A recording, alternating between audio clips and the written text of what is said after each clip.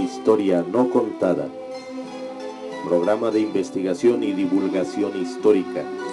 Investigaciones realizadas con pruebas documentales, testificables y monumentales. La historia que no está escrita en los libros oficiales. La historia no contada. Bienvenidos. Amigos, amigas, gracias por el favor de su atención en una emisión más de su programa La Historia No Contada. En esta ocasión, y agradeciendo nuevamente, no me cansaré de agradecer su preferencia, sus likes, sus comentarios, que ahorita vamos a hablar al respecto de uno de ellos.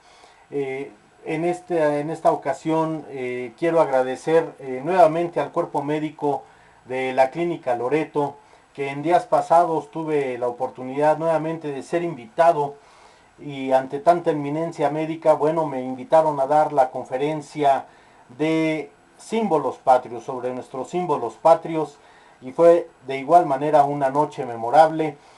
Y agradezco mucho a los médicos, al doctor de la Peña, que es el médico de cabecera familiar y quien me ha invitado a todos estos eventos. Pero además la bienvenida que me ha dado ese cuerpo médico de la Clínica Loreto. Muchísimas gracias, doctores, todos ustedes unas eminencias en su especialización. Muchísimas gracias, el honrado soy yo por su amistad y por ser recibido. Y quiero, punto y aparte, quiero comentar, miren, recibí en la semana un mail, un correo, un comentario sobre de que yo me había fusilado a otro doctor, historiador. No es así. Miren, para yo poder sacar un programa sobre la historia no contada, se tiene que fundamentar, o por lo menos tengo la obligación, la responsabilidad de tantos años de trayectoria como historiador e investigador, de documentar bien mis investigaciones. Ahora bien, si hablamos de un tema, ese tema, la investigación nos va a arrojar las mismas personas, las mismas fechas y a lo mejor algunos detalles diferentes documentales, pero tanto la investigación de la otra persona como la que uno realiza, volvemos a lo mismo, nos va a llevar a los mismos términos. ¿Por qué? Porque son investigaciones serias. Aquí cuando uno, es como si yo les dijera, ¿qué creen? El grito de Dolores se da entre 1809 y 1811, por ejemplo. Pues ahí yo estoy cayendo en un anacronismo, y el anacronismo es el pecado de todo historiador. Yo tengo que decir que fue en 1810. No puedo dar aproximados, mucho menos para que no suene a fusil de cuantas personas han hablado sobre el grito de Dolores. ¿Me doy a entender? Entonces, no es que uno se fusile al otro. Yo volví a revisar a la referencia que me hacen sobre la persona que supuestamente me fusilé, o literalmente como me dijeron. Y bueno, creo que sí hay, por fechas y personajes son los mismos. ¿Cuál fusil si estamos hablando? Alguno va a aportar una cosa y al otro va a aportar otra. Pero bueno, en referencia a la investigación que yo hago, aporto otros datos históricos que la otra persona que dio su investigación a conocer, igual por vía radio, no aporta como yo. Entonces ya no es un fusil, ya es una aportación diferente, y uno, claro, tiene que engrandecer. Yo no sabía ni siquiera que existía, que alguien había hablado del mismo tema que yo. Y aunque tengo el gusto de conocer al doctor mencionado, no voy a decir su nombre ni mucho menos, pero son trabajos muy serios también los que él hace. Y bueno, de alguna manera en esto estamos y andamos todos. Entonces, yo sí quiero aclarar esta situación, que para yo poder subir un video para ustedes, yo no me puedo dar el lujo de mentir, ni el lujo de decir cosas que no son, con tal de tener publicidad, o con tal de que tener likes. Yo no cobro nada por YouTube, ni mucho menos YouTube me paga nada, ni un quinto. Yo esto lo hago como divulgador histórico, lo hago por amor a la historia, a nuestra historia, a la historia de México, por amor a la aportación de las nuevas generaciones que, repito, tienen una formación muy limitada en su educación básica, y que, bueno, desgraciadamente yo no me puedo dar a la tarea de dejar mi paso por la vida y mi paso por la historia con carencias de este tipo. Yo sé que a lo mejor soy un pequeño granito de arena en la inmensidad de la playa, en la inmensidad del mar, donde a lo mejor estaré dando unos gritos silenciosos, pero sé que algún día, a lo mejor cuando yo ya no esté, no lo vea, esto va a trascender, y me dará mucho gusto que quienes vienen detrás de mí sepan que hubo alguien preocupado por divulgar la historia de México, la historia no contada, lo que la historia oficial no cuenta, lo que realmente se debe de conocer, y lo que viene, ojalá venga una pléyade de historiadores, noveles, y que den a conocer frutos nuevos. Alguien por ahí me decía, ¿qué más tanto estudias la historia si ya está todo dicho? No, fíjense que no. Siguen saliendo documentos, siguen saliendo hallazgos, a la fecha lo seguimos viendo en Teotihuacán, lo seguimos viendo en Templo Mayor, toda esa serie de hallazgos importantísimos que están habiendo nuevamente, que la tierra, y lo digo con todo el respeto, la madre tierra sigue escupiendo, sigue sacando, sigue dando a luz todas esas vestigios históricos, de los cuales muchos de nuestros antepasados pasaron por alto, nunca supieron, o pasaron por ladito, ¿no? Cuando abrieron la calle o metieron una tubería, y sin embargo no supieron lo que había ahí a un lado. Entonces, qué interesante, qué hermoso es esto, que se pueda dar a conocer a esa luz, y es muy interesante. Y el día de hoy, amigos, amigas, entonces yo sí quiero dejar claro este día que para que yo dé un artículo, para que yo les dé un resumen, para que yo les dé una información, una investigación, está más que sustentada. Pero repito, si voy a hablar, si vamos a hablar de diferentes temas, y esos temas ya alguien más ha hablado, es obvio que vamos a coincidir en personajes, en fechas. Aquí lo que hay que valorar es qué nos aporta una investigación y qué nos aporta otra investigación. Hay alumnos que, por ejemplo, en historia o en sus investigaciones visitan muchas fuentes, o uno mismo como investigador, o cursan el mismo tema, el mismo curso, el mismo diplomado, el mismo seminario, el mismo, pero con diferente maestro, y aunque es el mismo tema, hay, desde la manera en dar clases diferente, hay un enriquecimiento superior. Entonces, amigos, amigas, yo quería aclarar esto, y pasando a otro tema, me habían preguntado por mis ediciones. Miren, desgraciadamente por la situación que vive el país, yo no he podido reeditar algunas de mis ediciones que poco a poco les iré presentando. La última que publiqué, y tengo dos más pendientes que no ha habido el apoyo para poderlas publicar, sobre la educación en México y sobre apuntes breves, ¿no?, sobre la historia y otros, la historia de México. Quiero mostrarles precisamente el catálogo que le hice. Este es el CD libro, no es un audiolibro, no. Es el libro CD del catálogo de medallas y condecoraciones del acervo histórico del Museo Nacional de Historia Castillo de Chapultepec.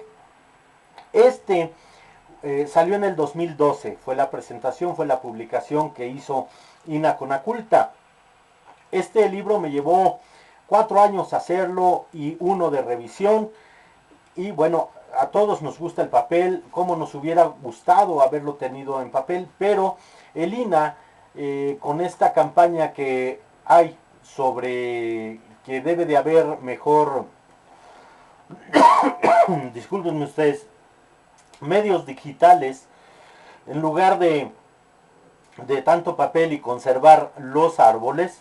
Bueno, en esta edición y en la edición del juicio de Miguel Hidalgo y Costilla, que lo hizo el director del Castillo de Chapultepec, el maestro Salvador Rueda Smithers. Son las dos únicas ediciones que en el 2012 salieron en este formato, en CD, para el ahorro de papel. Entonces, algo que yo agradezco, aunque bueno, cualquier publicación me hubiera gustado fuera papel, ¿no? Bueno, pues es este el libro que tengo y que sigue vigente. Ya se está acabando, ahí está el CD. Aquí es donde lo dedico cuando me lo piden. Este es parte de las regalías que Lina me da por ser el autor, ¿verdad? Y aquí en este CD se contienen 55 medallas históricas desde 1810, que existen las primeras, hasta 1933, con la orden del Águila Azteca. Entonces van cronológicamente, van con fotografía a color, explicación y su dato histórico. Es una catalogación. Este libro ya se vende en Estados Unidos y en otras partes de Europa, está sobre arriba de $200. Quien guste el libro, el CD, el libro CD, pues es un archivo de PDF. La ventaja de esto, ¿qué es? Una, lo puedes trasladar a tu celular y puedes traer tu PDF y puedes abrirlo, leerlo en el momento que tú quieras, cuando quieras, porque ya es una situación digital. Lo puedes ver en tu computadora, lo puedes ver en tu tablet, lo puedes imprimir ya que son 101 páginas de lo que es todo el libro. Yo este lo imprimí, hice la impresión, la carátula y podemos ver precisamente lo que les cuento.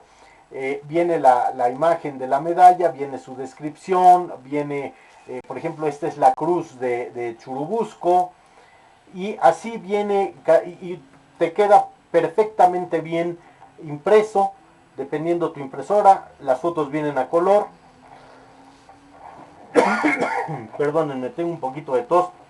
Vienen a color y bueno, vale la pena. Y de alguna manera no, la ventaja también de ser un PDF es que tienes tú la ventaja de poder imprimir la sección que tú quieras, la sección que más te interese. No es forzoso todo el libro, cosa que en un libro pues tendrías que ir a sacar fotocopia y bueno, pues se sabe que las fotocopias no conviene hacer ese tipo de situación por lo del autor. Y bueno, el libro CD trae precisamente la medalla 1933, la Orden del Águila Azteca, que es la única orden que tiene México para los extranjeros. Ningún nacional la recibe según su decreto de creación, que es 1933. Es la Orden del Águila Azteca, esa águila que desciende o va empujando hacia el sol. Ahí está el sol, ya hablaremos de ello algún día. Y esta, quien guste el adquirir un ejemplar de estos, porque desgraciadamente ya, bueno, las tiendas de Ducal han, por lo que sé, han desaparecido, con la culta ha desaparecido, la Secretaría de Cultura, todo esto se transformó en la Secretaría de Cultura. Tengo yo todavía algunos, repito, de los que son mis regalías. Aquí en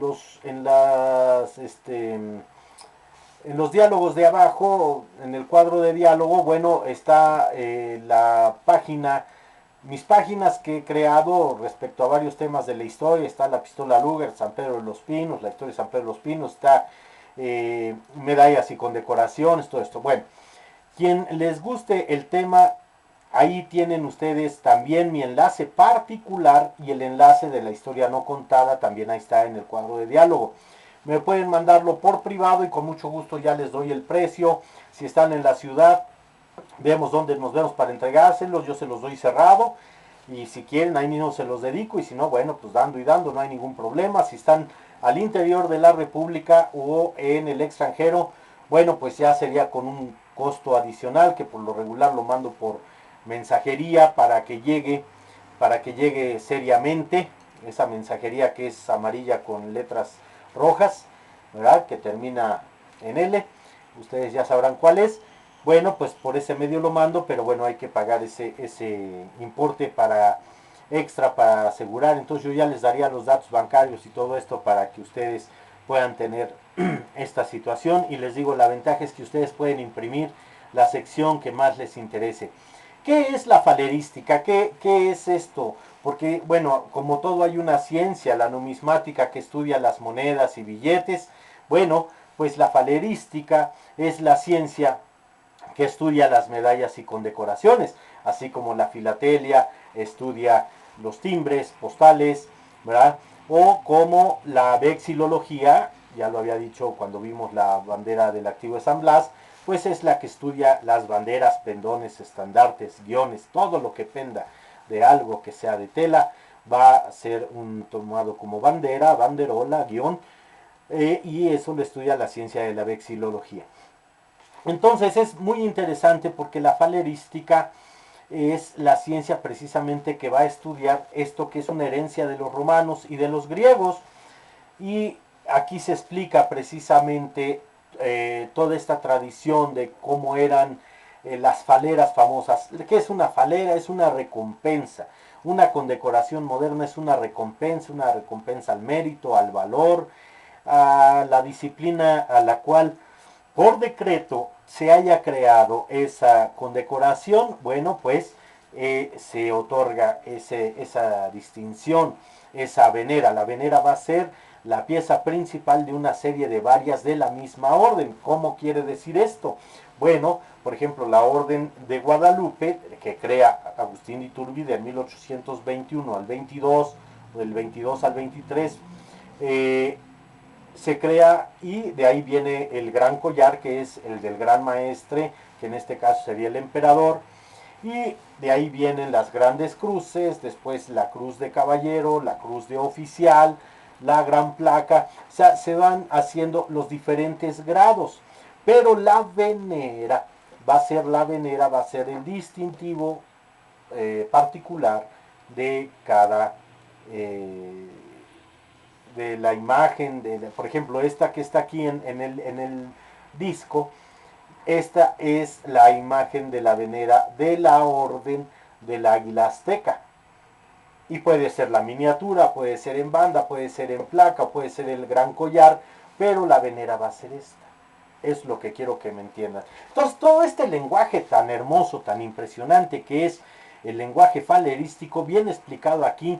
También una de las publicaciones que tengo es sobre la Orden de Guadalupe en 3 épocas, que sabemos que son 3 épocas, que es Iturbide, después viene lo que es Antonio López de Santana en 1853, y la tercera y última época, que es con el Segundo Imperio, con Maximiliano de Habsburgo en 1864, aunque desde el 63 ya se autoriza nuevamente, se reformen esos decretos. Llega él en el 64, el 28 de mayo del 64 llega a Veracruz, y hasta el 67, y ahí es donde termina la Orden de Guadalupe, una orden hermosísima, creada, repito, por don Agustín de Iturbide. Entonces, y la otra son órdenes imperiales en México, el otro libro que tengo, donde hablo de las órdenes imperiales que son de los 2 imperios que ha tenido México, la Orden de Guadalupe, en la época de el emperador Maximiliano de Habsburgo, pero también Maximiliano de Habsburgo crea aquí en México la orden a San Carlos Borromeo, que se la hace especialmente a la emperatriz Carlota para que ella la distribuya conforme lo crea conveniente, y en el decreto, cuando se otorga, van a venir las firmas de los dos, del emperador y de la emperatriz, y la emperatriz también le proponía al emperador qué damas debían usarlo. La cruz de San Carlos, solamente la podían usar las mujeres, y la gran banda la iban a usar las 24 damas de la Orden de San Carlos, las 24 damas que estarían al servicio o a la presencia o directamente vinculadas con la emperatriz. Y también el emperador Maximiliano pone la Orden del Águila Mexicana, la crea, esas dos, el San Carlos y la Orden del Águila, las crea en el mismo año de 1865, precisamente es una distinción para extranjeros, igual que la Orden del Águila Mexicana. Esta se va, del Águila Azteca, perdón. El Águila Mexicana la va a suplir mucho tiempo después la Orden del Águila Azteca, que es una distinción de México para el extranjero. Bueno, pues Maximiliano lo hace en su momento, pero un debacle que tiene el emperador es haber sobrepuesto en importancia a la Orden del Águila Mexicana, en importancia superior a la Orden de Guadalupe. Y eso a los mismos personajes de su corte no les cae bien, no lo aceptan, y de ahí ya no lo ven tan bien al emperador, porque pues la Virgen de Guadalupe es quien es, y más para un pueblo guadalupano como es el pueblo mexicano, ¿verdad? Habrá sus excepciones, pero ahí sí en general, en la realidad, pues somos así. Entonces, les digo, es muy interesante, y toda esa historia se encuentra aquí en este CD que les digo, desde el 2012, bueno, se hicieron muy pocos, se hicieron sobre 600, una cosa así. Ya es difícil encontrarlos. Cuando yo he andado investigando por allá, por Celaya, por Morelia, por los lugares donde he tenido que salir, iba a las tiendas de Conaculta todavía hace 2 sexenios, pues veía uno o dos, los compraba, porque luego ahí los autografiaba, los regalaba, y tardaban en surtir, y ya ha pasado mucho tiempo, y yo sé que no se ha vuelto otra edición, porque Lina, para volver a hacer una edición, aunque ellos son los dueños de los derechos, el autor soy yo. Entonces no me han pedido mi firma para poder hacer otra publicación, otra reedición. Entonces, y como se distribuyó a toda la República, pues yo ya no se encuentra tan fácilmente. Por eso, de lo que todavía tengo yo, se los pongo a su disposición, porque de alguna manera el catálogo que existió de medallas y condecoraciones hace ya muchos años, más de 50 años, fue el famoso catálogo, no, bueno, se llamaba Medallas y Condecoraciones del ingeniero Carlos Pérez Maldonado, realizado en 1942, y es de la ciudad de Monterrey. Un excelente trabajo de don Carlos, del ingeniero Maldonado, pero también él hizo muy poquitos ejemplares, una producción hecha por él. Tenía los medios, eran otros tiempos además, y ha sido la base para todos. Yo con decirles que ni siquiera un original de don Carlos tengo, ¿no? Tengo copias empastadas, muy bonitas, con mi nombre y todo, pero de don Carlos, pues hace poco subastaron uno, unas condiciones no muy buenas, y aún así salió bastante cara la subasta de ese libro. Entonces, yo no digo que este lo venga a reemplazar, voy a decir por qué. Porque el libro de don Carlos tiene mucho mayor medallas y condecoraciones que que les muestro. La única diferencia es que este es el catálogo de lo que sí está en el castillo de Chapultepec.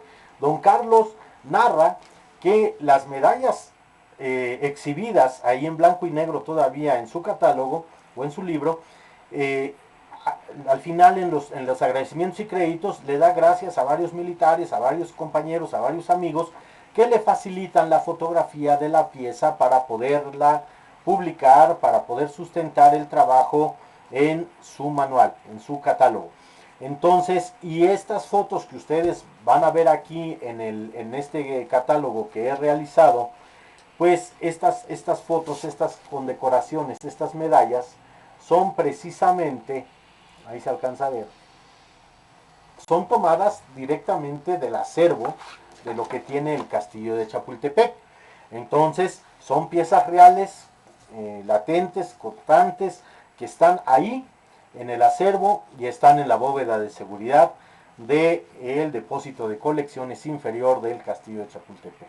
Así es que es muy interesante. Ojalá les nazca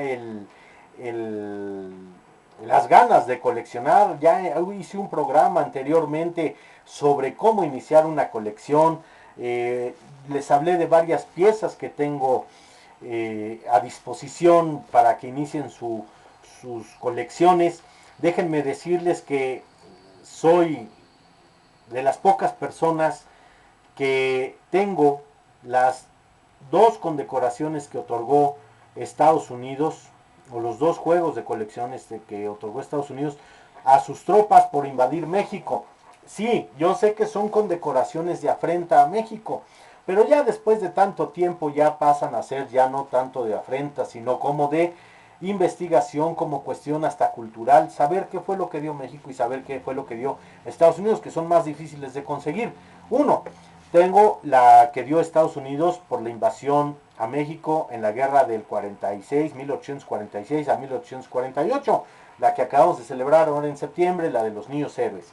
Y la otra, esa es una condecoración nada más, que se otorga post-mortem, se otorga mucho tiempo después, hacia 1890. Y el otro juego son 4 condecoraciones, que es Marina, Cuerpo de Marina, Ejército y Frontera, que otorga Estados Unidos a sus tropas, cuando hacen también la expedición punitiva, pero sobre todo cuando van a invadir a México vía Veracruz por el 21 de abril de 1914, cuando bloquean Veracruz, cuando no quieren que ese barco alemán Ipiranga, el mismo que se lleva a don Porfirio Díaz en 1911, bueno, en el 14 ese barco venía con armamento alemán precisamente y no quería Estados Unidos que el ejército mexicano recibiera ese armamento y lo bloquean, ese barco bloquean la entrada a Estados Unidos, pero también la historia no contada, también bloquean los puertos del Pacífico, no nada más fue el Golfo, fue también el Pacífico. Entonces Estados Unidos otorga 4 condecoraciones en una, de alguna manera desde la punitiva acá, que prácticamente la condecoración marca de 1911 a 1917, que se infiltran aquí en México, y que la solución que le da don Venustiano Carranza, unas salidas diplomáticas muy buenas, pues gracias a él, que quería evitar a toda costa la confrontación con Estados Unidos, pero bueno, llega un momento en que se le informa que las fuerzas estadounidenses están ya muy adentro de territorio nacional por la parte norte, y en la expedición punitiva de Pershing, donde precisamente Patton era teniente y también ingresa al territorio nacional. Bueno, pues los mandos y el ejército mexicano los rechazan y se viste de gloria también las fuerzas mexicanas, y dado la orden de decir hasta aquí, la tuvo que dar don Venustiano Carranza, donde también Venustiano Carranza, él era el jefe máximo, él era aparte que le decían el patrón de Cuatro Ciénegas, el varón de Cuatro Ciénegas, bueno, pues era el jefe supremo de las Fuerzas Armadas. Él vestía tipo militar, pero quiero aclarar, don Venustiano Carranza era civil, no fue militar. Y he visto libros que dicen, y he visto en internet que dicen, el general Venustiano Carranza, y el que fue general era su hermano, don Jesús Carranza. Pero don Venustiano, el presidente, el que hace la Constitución vigente hasta nuestros días de 1917, del 5 de febrero de 1917, era civil. Vestía así, bueno, por el cargo que él tenía.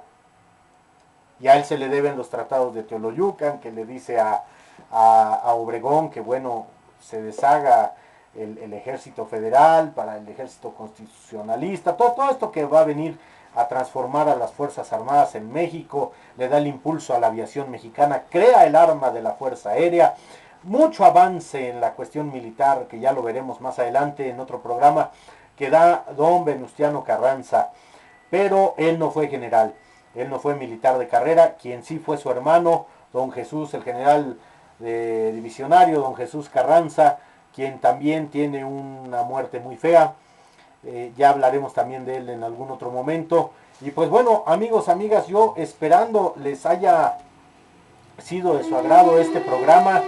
Repito, gracias por su apoyo, gracias por su atención, gracias por sus likes, por sus suscripciones. Esto está creciendo. Repito, no digo que sea el mejor programa de historia, pero lo que se da aquí está muy bien fundamentado, muy bien cimentado. Jamás les faltaría yo el respeto diciendo cosas que no son, con tal de atraer público o dando hablando del morbo histórico, jamás será eso. Por su atención, muchas gracias. Su amigo Ricardo Trillanes se despide, esperando vernos prontamente, y espero sus mensajes por privado si alguien quiere el libro de el catálogo de medallas y condecoraciones del acervo histórico del Castillo de Chapultepec, Museo Nacional de Historia. Gracias, hasta la próxima.